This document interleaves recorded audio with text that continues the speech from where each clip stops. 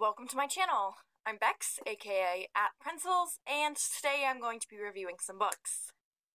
This is my fourth time trying to record this video, and if it doesn't work this time, I'm going to give up. So, we're just gonna try. I'm going to be reviewing 3 books on the basis of 5. The first of these 5 is the characters. How well did I like these characters? How well were they written? Were they well-rounded characters? Things like that. Then I'll move on to the story portion of the book, and that doesn't mean like that's not like an overall plot overview, but more a talking points that I saw in the plot, so that way I don't give it like too much spoilers. And then I will be going over memorable quotes, which is self-explanatory, then thoughts and themes. The thoughts more have to do with the author's overall writing, and the themes are obviously self-explanatory, just themes that I saw throughout the book. And lastly, I will be giving the book a score, and I do that on a basis of 3 things. The first is a score out of 10, then I rank it against the 3 other books I read, and then last is would I recommend it. So, let's get into it. The books that I read this time, the 3 books that I read were All Adults Here by Emma Straub, The Operator by Gretchen Berg, and Wife Stalker by Liv Constantine, who is actually 2 sisters. This book, All Adults Here by Emma Straub. The first section, the characters. So I'm just gonna be going over like the main characters. I'm obviously not gonna review every single character in the book. So the first character, the one I would label the main character, is Astrid, and I enjoyed Astrid's character. For the most part, I thought Astrid's character was very, very well developed. I thought she was so human. Straub did a really good job in writing all her characters, so Astrid especially, because she's the main character, she's so well developed, so human. She could just come off the page and be a real person who, she's not just perfect, right? Being the main character, sometimes you want to make your main character perfect, have no flaws, things like that. But Astrid's not like that. Astrid has a lot of flaws, and you see that, and her flaws don't just like make her they don't just like make her, this makes me who I am and I'm a better person. No, they're very truly flaws, and they're things that you can see that she needs to work on. And I enjoyed that how Straub makes her character's flaws actual flaws. It's something that you don't see every author doing, and that can actually really detract from a reading. So I really enjoyed that about the characters. Okay, and then on to Cecilia. I'm going to actually put Cecilia and Robin right next to each other because I had a lot of the same thoughts about them, in that I didn't really have a lot of thoughts about them at all. A lot of times I either get really strong connections towards characters or I get no connections at all towards characters. And part of it has to do with the fact that there are a lot of different characters in this book, a lot of different perspectives that this book follows, but I think some of it also has to do with this book follows the perspectives of mostly adults, and then it tries to take the perspectives of children, and it's a harder thing to do. I also don't think that their characters were as well fleshed out as the adults were, and that they didn't have so many flaws, and it makes them less it makes them harder to connect with as a reader, right? Especially when put against those characters like Astrid and all her children, who are so very well developed, so flawed, and you see them and they seem so real because they are so human. They have so many flaws, and you're like, oh my gosh, those are things that I do, and I'm like that. And then you put it up to these children, these children seem very perfect, and they're so emotionally like mature as well, and they're like 13 years old, and it's like, wow, I was not that emotionally mature as a 13-year-old, and it's just, I think that's the trouble that I had with Robin and Cecilia's characters. Then on to Elliot. Elliot was on the list of characters that I have here. Elliot is my least favorite character because he's just kind of like a baby. um, and while I don't like him, I can definitely understand him. I understand where he's coming from. I understand why he does the things that he does. And I think it's a thing that I really like. Straub makes her characters have very good motivations. Especially Elliot. You understand Elliot's motivations. Actually, all of Astrid's children. All of Astrid's children have very good motivations in that you understand why they're doing this, and often it has to do with how they were as children and their relationship with their mother, and you see that a lot, and I really enjoyed that. It's very good. So yeah, you see Elliot, he wants to be perfect, he's constantly striving for his mother's approval, and living up to his father's memory, because he's the eldest son, and he thinks that's what he needs to do, and he needs to be perfect, because if he's not perfect, then how is he going to, pass on this idea of perfection to his children and all of that. And it's just, you see all this turmoil in him, and you don't exactly like him, but you can understand him, and it's a really well-rounded character. So I really enjoyed that. On to Porter. She's a fine character. Again, I think that her motivations are so well developed. I think she's a really real character, but she wasn't my favorite. She wasn't my least favorite in the book, and I don't really have a lot to say that I haven't already said.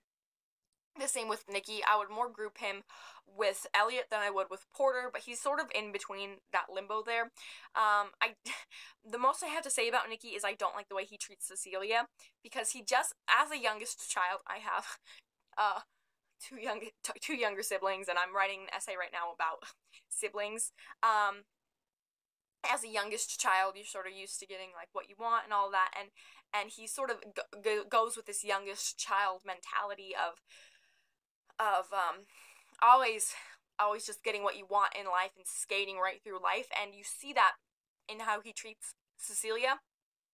And so yeah, that's mostly my biggest flaws with his character. Not how he's written, but how he's perceived in the book. Other than that, yeah, I really liked all of Astrid's children. Elliot, Porter, and Nicky are all Astrid's children, and I really liked how they were in this book. Yeah, I really liked the characters and how they were written in this book. I think they are very well fleshed out and really well developed. Motivations are all very, very clear in this book. So on to the story portion of the video, and like I said earlier, this has less to do with a main overview of the story and more on talking points that I saw throughout the story and my thoughts, like, while I was reading, what was I thinking during the story, what really, like, evoked emotional responses throughout the story for me, things like that, not like, oh, and here's how the story was going, here's what I think of the story. Okay, so, I'm just gonna read this little, excerpt right here. It really, really, it made me angry. So, hopefully I don't get as heated as I did in past recordings, but, this definitely, there were definitely, some things in here that evoked emotional responses in me, and it's good for an author to be able to do that, and a lot of it has to do with how she's, indirectly characterizing her characters. Yes, I took a college-level English class, not to brag, but, it really helps with building a character up and seeing how they respond with all of this, but it doesn't mean I have to, just being able to make me angry is a good thing, I think, usually. Sometimes I get angry at how the book is written, and that's not a good thing, but this is a good angry. Okay, now we're actually gonna get into the excerpt, so just read, or just listen. The loss of a child was the most acute tragedy, followed closely by a young parent, followed by cancer researchers, sitting presidents, movie stars, and everybody else. So let's think about that.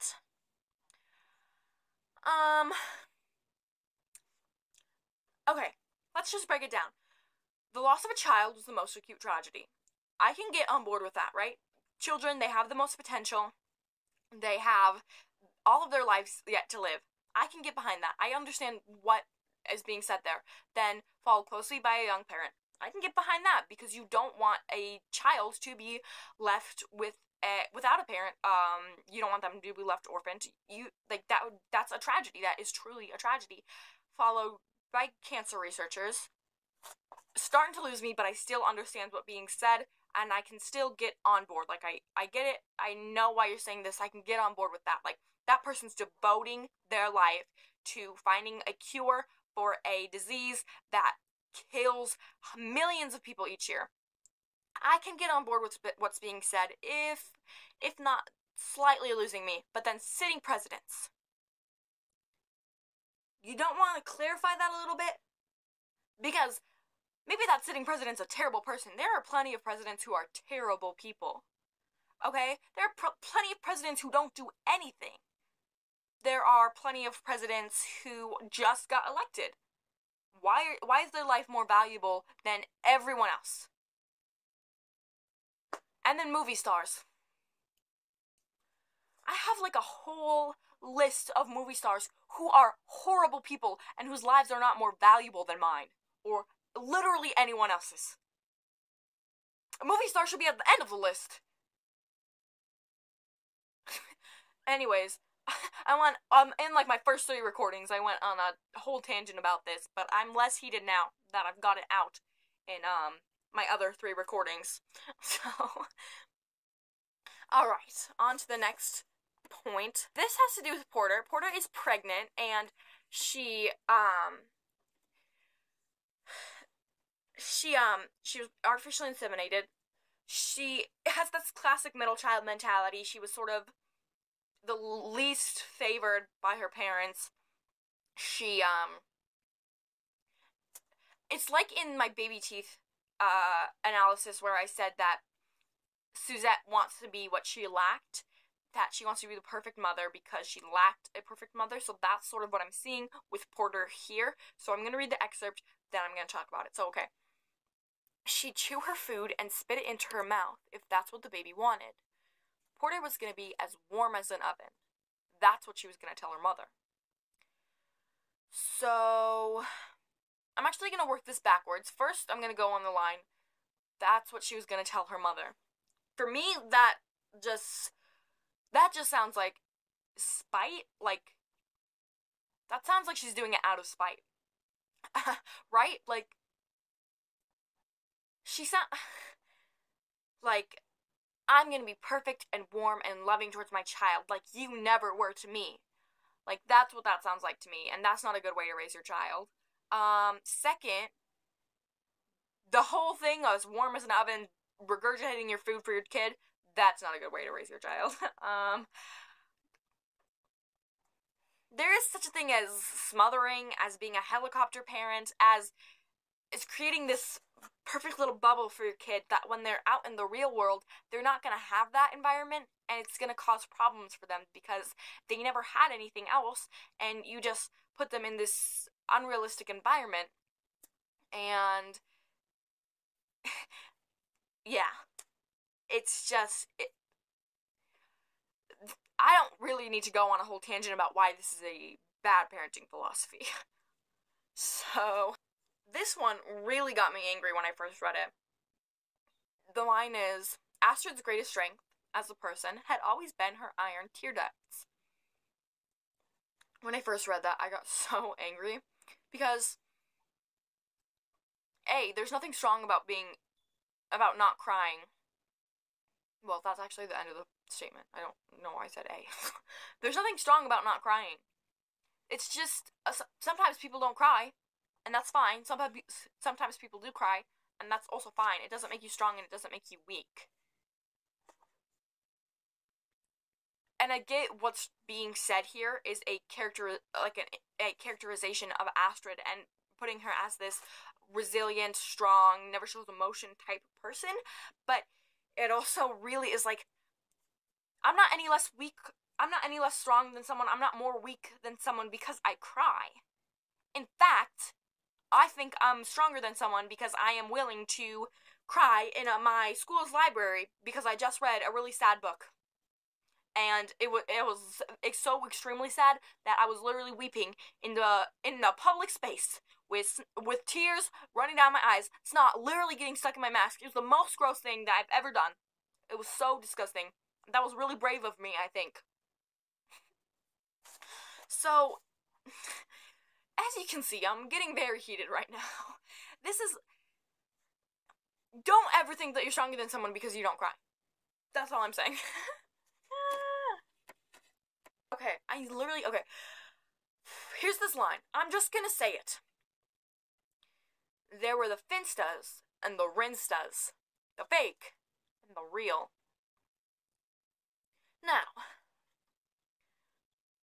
I take actual real qualms with this. Because, A, writing in slang terms into a book can cause real problems. My voice is so low right now. Okay. Can cause real problems because it's gonna date your book. If someone picks this book up in 30 years, they're gonna be like, Finsta? What the heck is a Finsta? And unless this book is been endowed as a classic piece of literature, they're probably gonna be like, that's, ugh. And slang, it moves so fast, right? In 5 years, the term Finsta, gonna be outdated probably, and the term Rinsta, that's not even a word.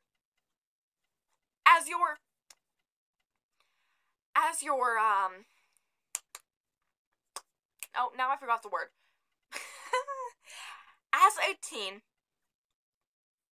I know, I am very caught up with slang terms. I'm on Twitter so often. I'm on Instagram quite often. I spend a lot of time on most social media sites, save for, like, Facebook, which I'm only ever on to, like, post what I write. But, Rinsta is not a real word.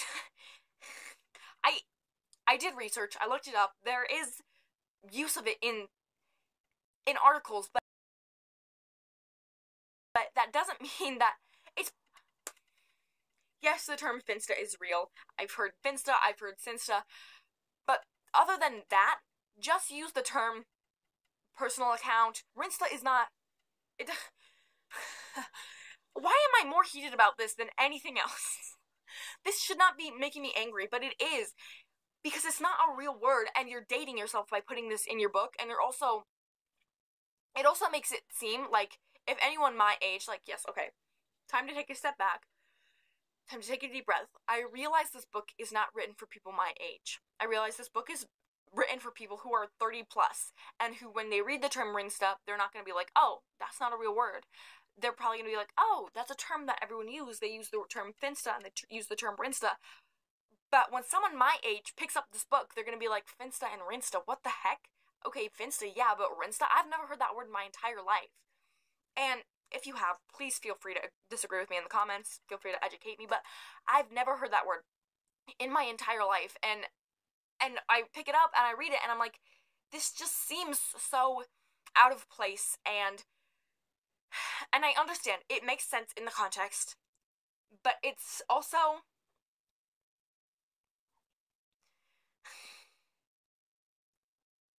I'm gonna leave it there.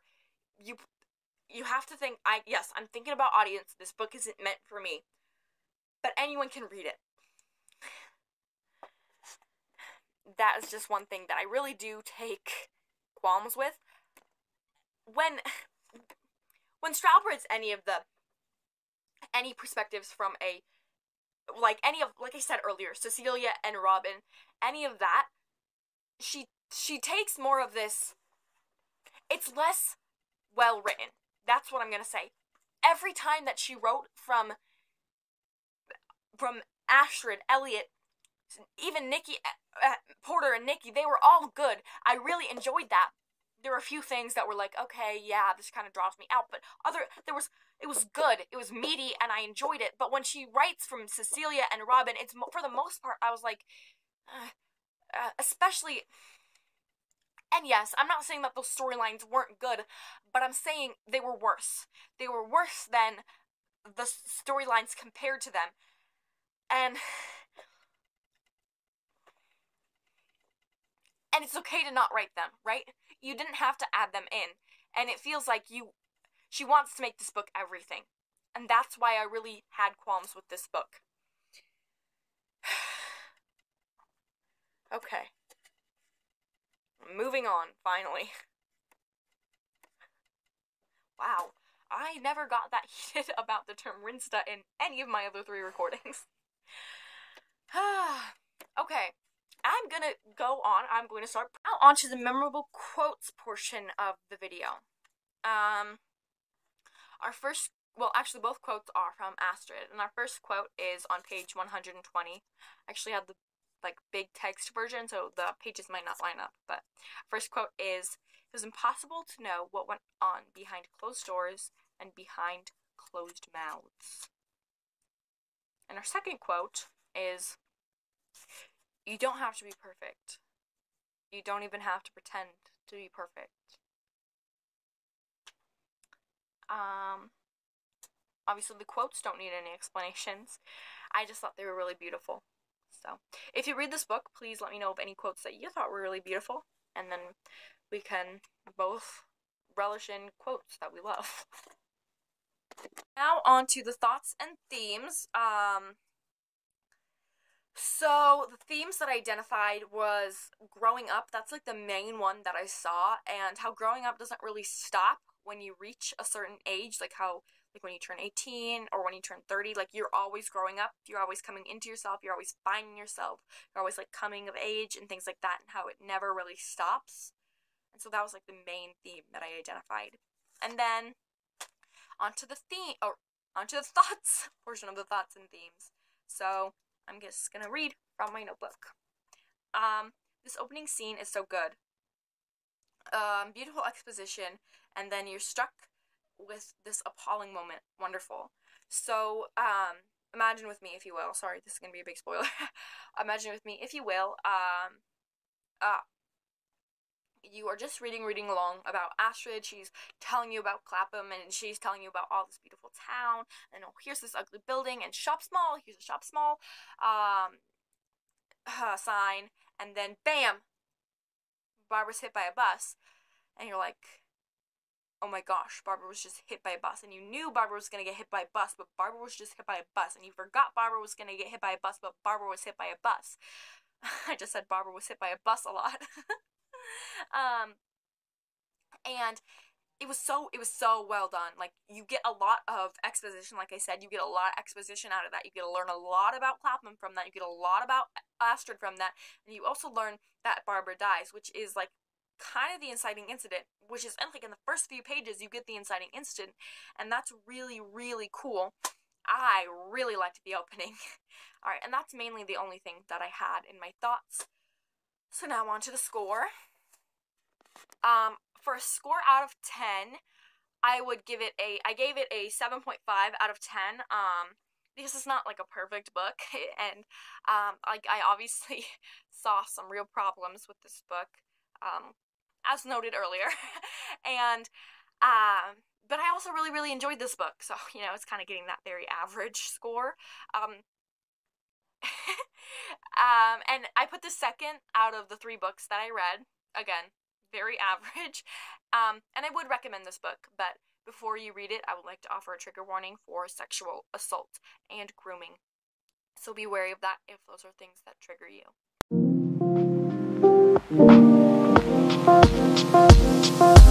So, on to our next book, which is The Operator by Gretchen Berg. So our first section is the characters, and our first character is Vivian, who is our main character, and like our last book, this book follows many different perspectives, but it does focus on one character as our main character, and that is Vivian.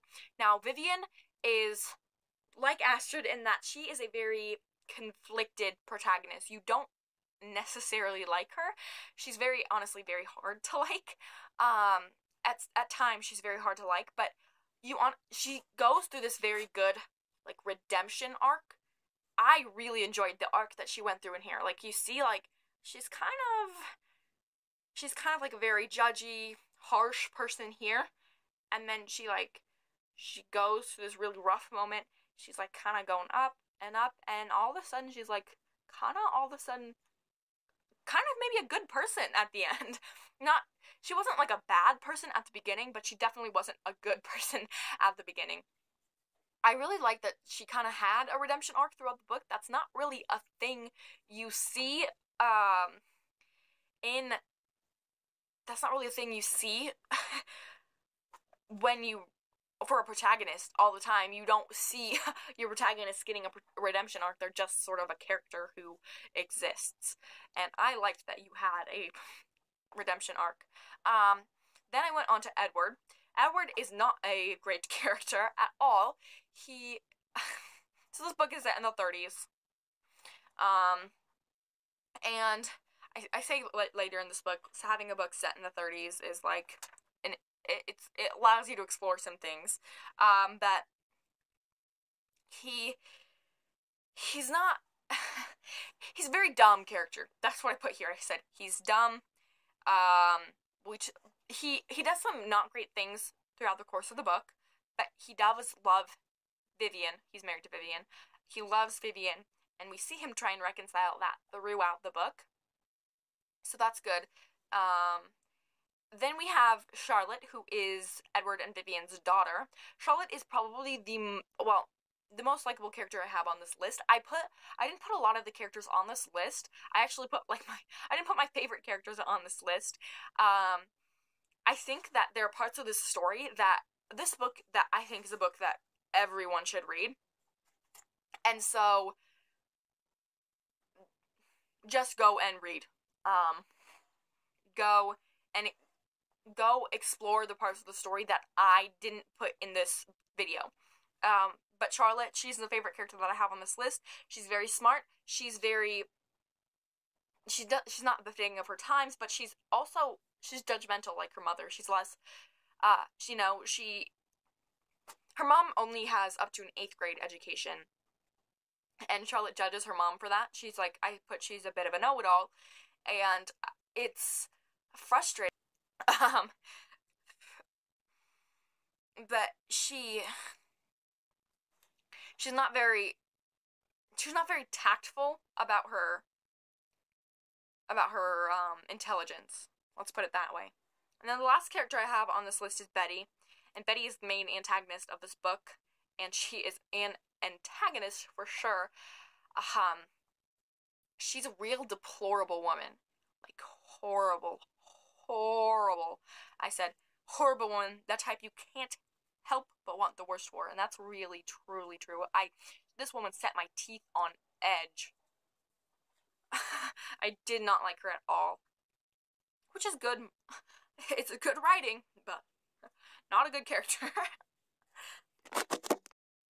So now onto the story portion of this video.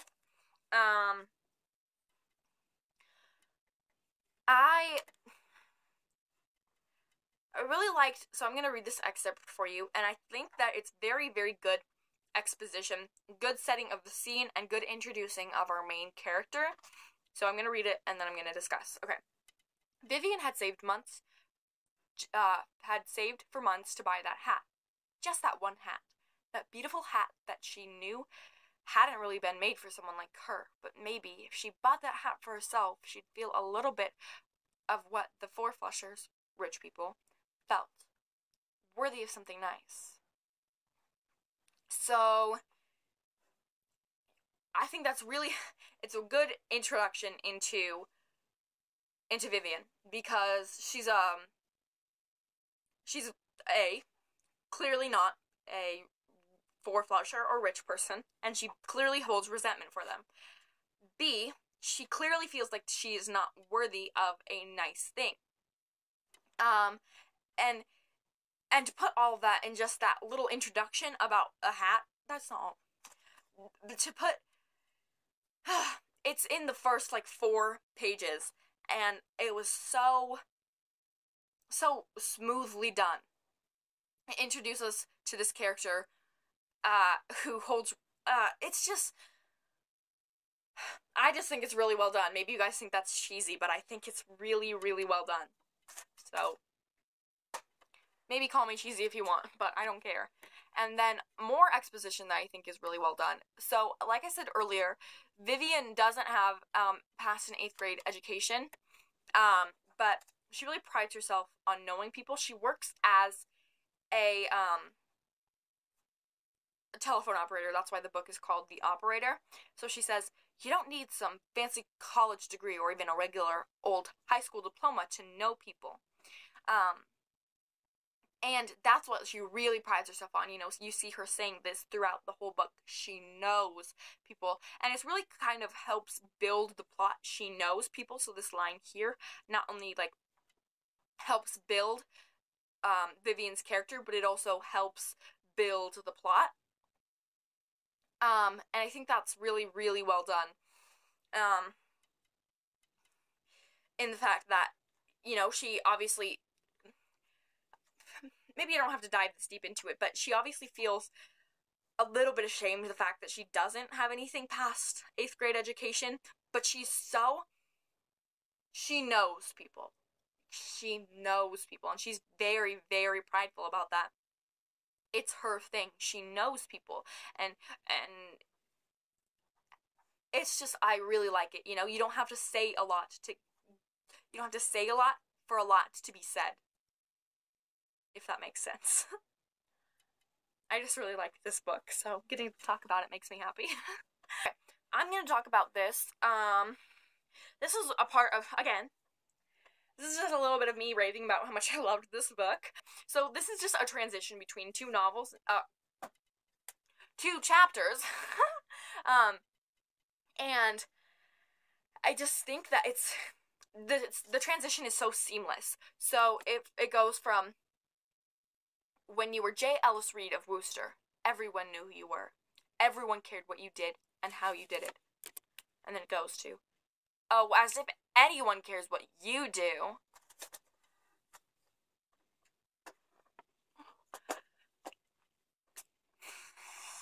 I'm sorry, that line, like right there, I literally had to stop myself when I was reading. I was like, that's so, so good. And it's nothing. It's literally like the smallest little thing, and it made me freak out. I'm just a little nerd. I just love little things like that. It's so seamless. It's so, I love a good transition. I love a good transition. It's my thing when I write. I'm like, okay, make sure that this transition is seamless, because you want your readers to stay in the reading, and when a transition is good, they are hooked, and I was clearly hooked. I really, really like this book, and it's the little things that really make you like, and no, more than that, they make you love a book, and it's just the tiny details. Okay. And this, I think, will conclude the section on the story, because, like I said, I don't really, when I'm reading a really good book, the tiny notes that I have are mostly for myself, and not really for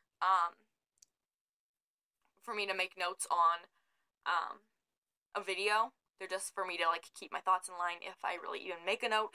I'm really, really immersed in the story if it's a really good book. So, I don't really have a lot of notes to say on this one for the story. Mostly just go read this and enjoy the story yourself. I have no quotes for this. Oh, I have no quotes for this one. So I'm just going to go on to the thoughts and themes. So for the themes of this story, I would say people's opinions of you, I don't really have a better phrase for that, like people's opinions on you, your opinion on yourself, whose opinions matters, whose opinions matter the most, yourself, other people's, is it okay to judge people, things like that. So that is what I would say is the main theme of this book. I don't know. Sometimes I'm bad at identifying themes. Okay, and then thoughts that I had. I'm just gonna read, like I said. Okay.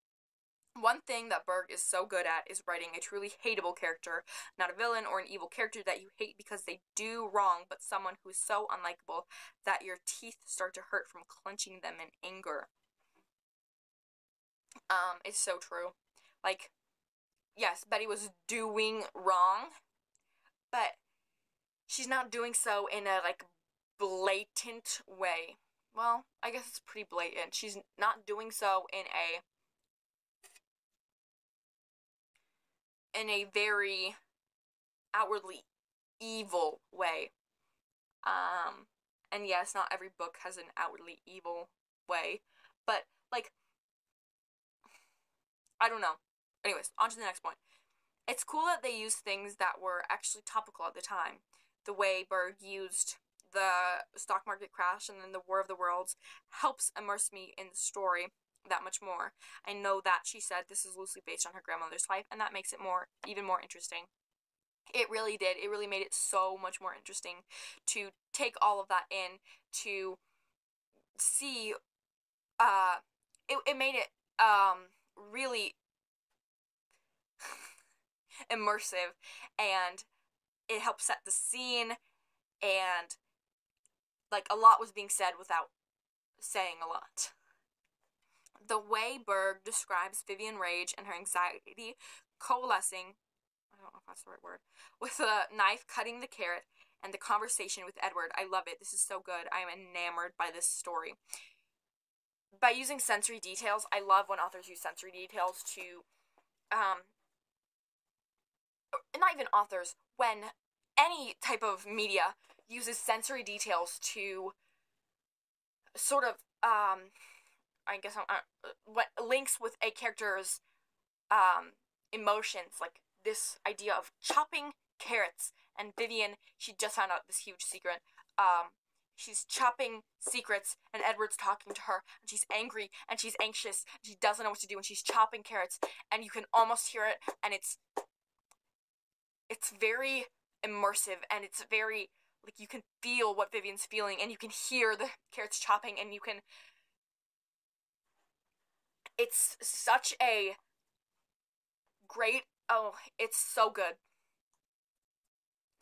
Okay, the way Berg writes Vivian is so good because she's our main character, so we, or at least me, feel connected to her, but she's not necessarily likable. She's judgmental and self-righteous, but she's also lonely and in distress, so the reader feels conflicted. I love that book. Okay,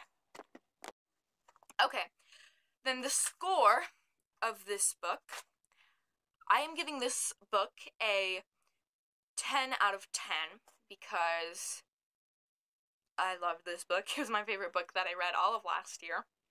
And it's going on my reread list, so I love this book. One day I'll go over my reread list with you guys, and and then I'll say, read all these books. And obviously I put this one first out of the 3 books that I read, because I don't think that, let's use logic skills. And then, yes, quite obviously, I recommend this book. It is so good. Okay, my last book that I have is The Wife Stalker by Liv Constantine, and this book, I don't have the ebook, so I just have to go with the notes that I made, like, 6 months ago, and my script. So this might be horrible.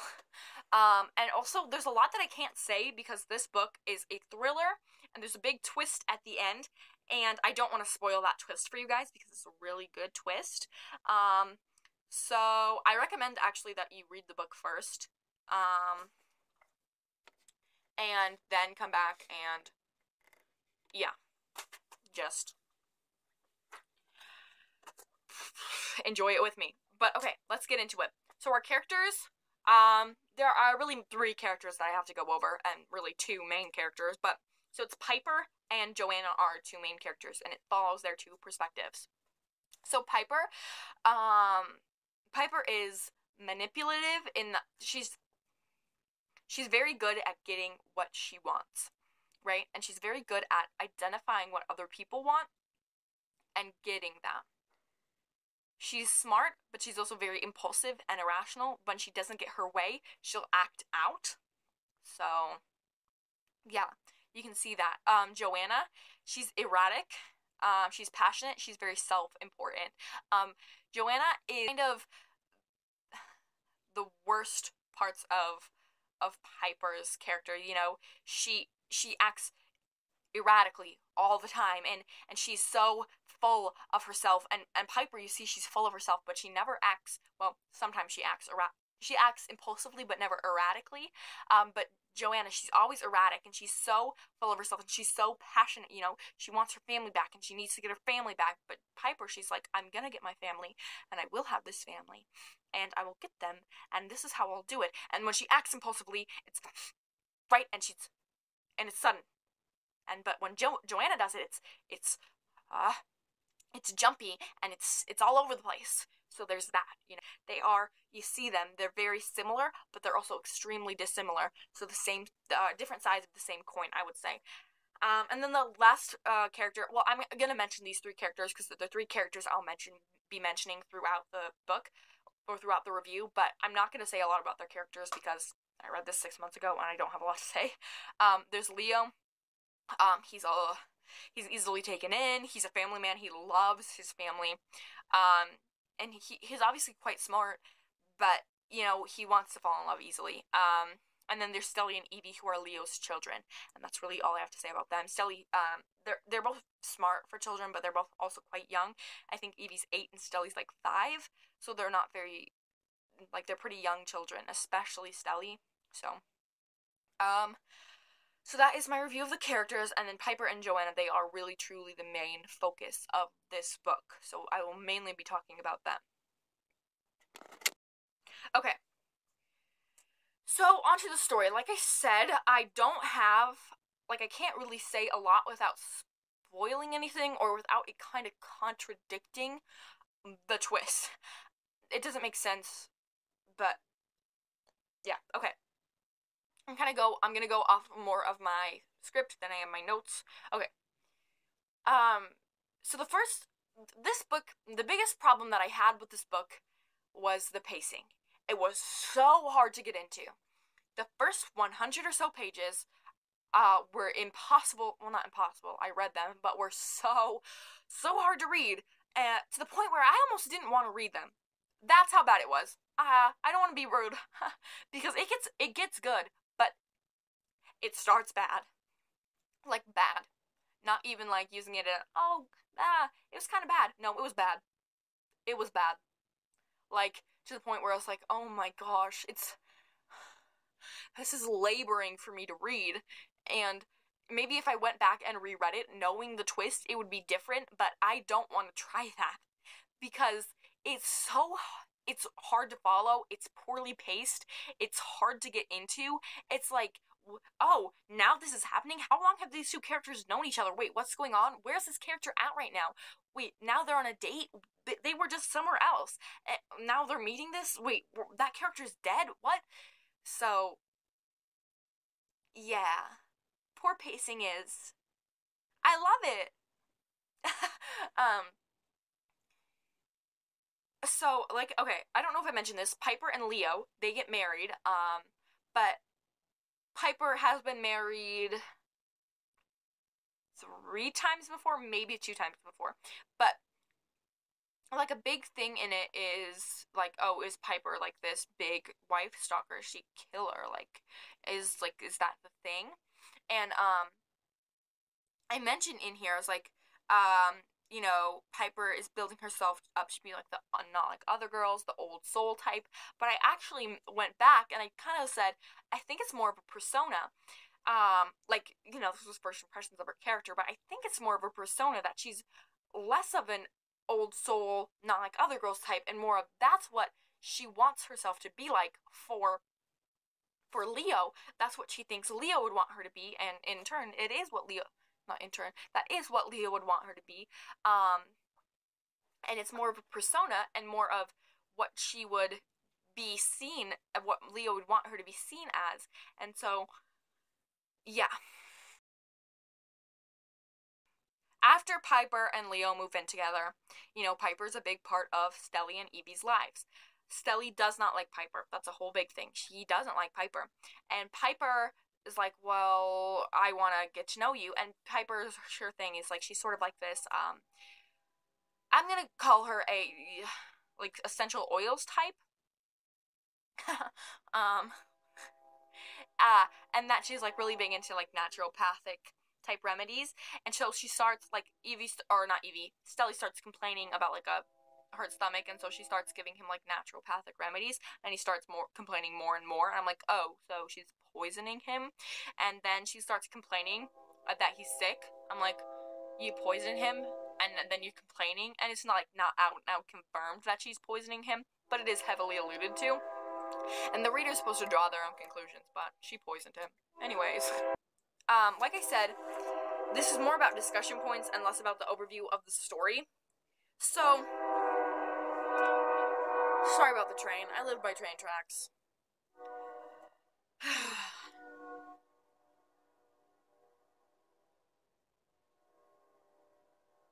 Okay, well,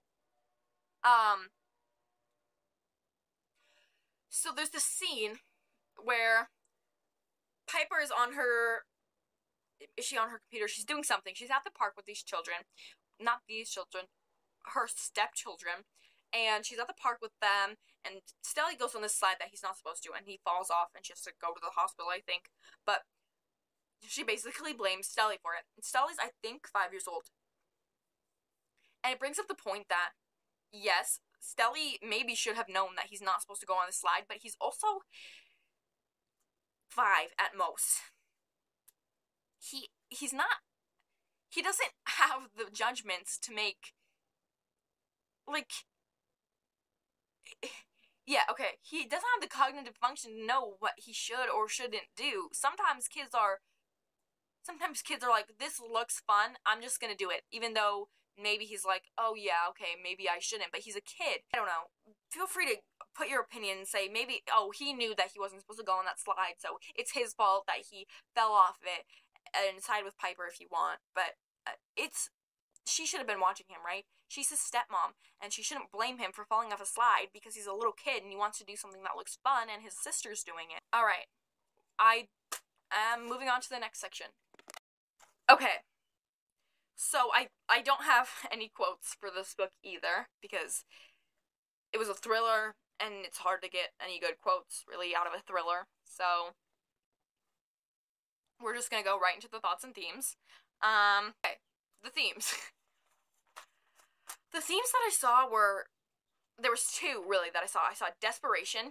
I saw desperation in, Joanna's character. Those words are loud.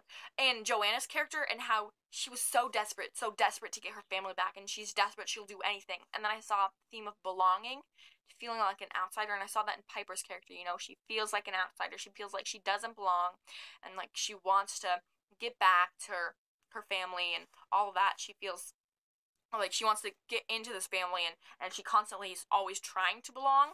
So I feel like that's what I saw as the themes. And then onto the thoughts. Okay, it's super interesting to me that Joanne's character, Joanne's chapters are first person and Piper's are third. Is because a different sister did each chapter or something else? Just a stylistic choice. Okay, after going through all of this and rereading, doing all my notes, I think it's on purpose, like a stylistic choice. I think, like I said, the notes, desperation, like, okay, desperate. We're seeing through Joanna's eyes. She's desperate to get back into her family. We're seeing this. We can see that crazed perspective.